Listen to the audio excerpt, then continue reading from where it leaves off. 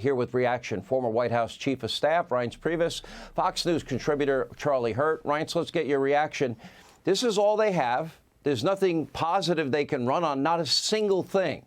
Now the question is, will this strategy of slander, smear, besmirchment, character assassination, will that work? I don't think it's going to work at all, because I do think that the American people see that our economy's in the tank and gas is up, the border's not secure, but this is what they've got. And they have decided that since they have nothing, they've got ridicule. And as Alinsky, I've been following this thing since Obama.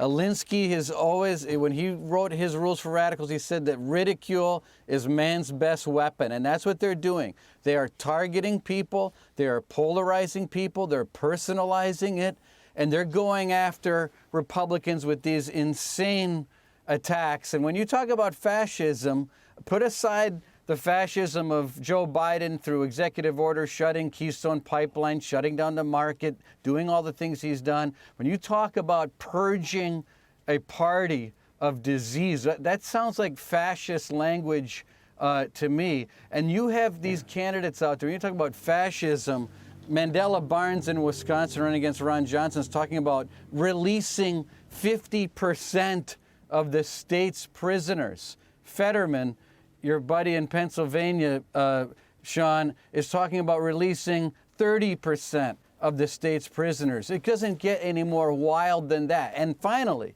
when Joe Biden comes to Wisconsin and Pennsylvania, as nuts as that platform sounds, those two candidates didn't want to go by Joe Biden. You know why? Because he's unpopular, the economy's in the tank, and people know it. Now, Charlie, if this election becomes about record high inflation, record high gas prices, record high prices for everything you buy in every store you go to, if it becomes about law and order and safety and security, if it's about education of our kids, if it's about all of these things and not about the ad hominem attacks and the name calling and the demonization of any conservative or Republican, I say Republicans win if that's what they run on. Now the question is, which side's going to win the narrative? Yeah, no, I think you're exactly right about that. And I think that is exactly why you have Democrats maligning and insulting half of the country every time they talk. And of course, there's nothing in the world that's more fascist than having a president calling half of the people he works for fascist or semi-fascist, or having the former First Lady talk about how our voters in this country, her political opponents who don't support her, are somehow a disease in this country. This is really sick language. This kind of effort to dehumanize people is what fascists do. So the only fascists here are Hillary Clinton and Joe Biden. But you're exactly right. They have absolutely nothing to run on. They control every lever of power in Washington, both chambers of Congress and the White House. They could run the tables. They could do whatever they want. And what they have done so far has been to destroy the country. And you've gone through all of those important things, whether it's skyrocketing crime, gas prices, inflation, open border, misery around the world, terrorism taking a new route in places like Afghanistan. So they have nothing else to run on. But I think you're exactly right, Sean. I think, these things, people, it's not just conservatives and Republicans who want their families to be safe or want to be able to afford gasoline. Democrat voters want that too. And as long as Republicans remain laser focused on that and talk about the ideas that we all believe in and that Donald Trump talked about, then Republicans are going to walk away with this thing in 2 years, and Republicans are going to walk away even bigger, next month. They're going to walk away with it and then walk away even bigger, I think, in 2 years. All right, so Reince, you had great success as the RNC chair. What do you tell people running for the House, running for the Senate? My understanding is next week that Kevin McCarthy will lay out his version of a contract with America, commitments to America.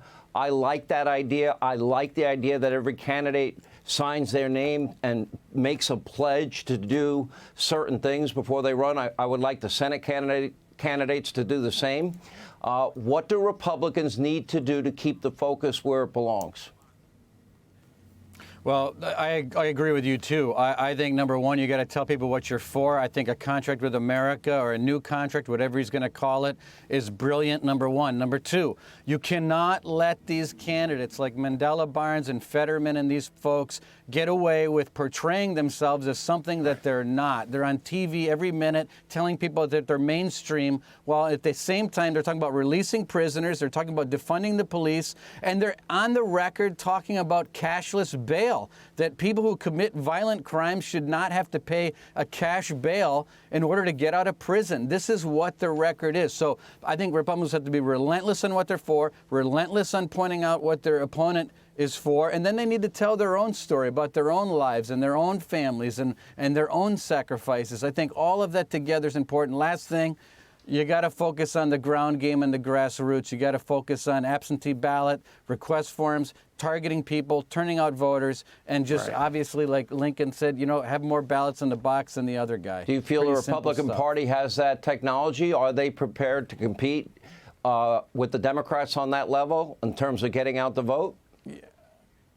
I do, Sean, and I think that we've also learned a lesson about voting and election integrity and not waiting until after the election to do something about it. And I think that's one of the things that's changed over the last couple of years. Charlie will give you the last word. Yeah, the most important thing, they have to focus on personal security, crime, and the economy and the border. And if Republicans focus on those three things and hit these people as hard as they can about the fact that they have been for open borders, no bail, lawlessness, they've supported the riots for 2 years, as long as Republicans stay on that, I think that they're going to have a good day in November. All right, Charlie, thank you. Reince, thank you. Hey, Sean Hannity here. Hey, click here to subscribe to Fox News YouTube page and catch our hottest interviews and most compelling analysis. You will not get it anywhere else.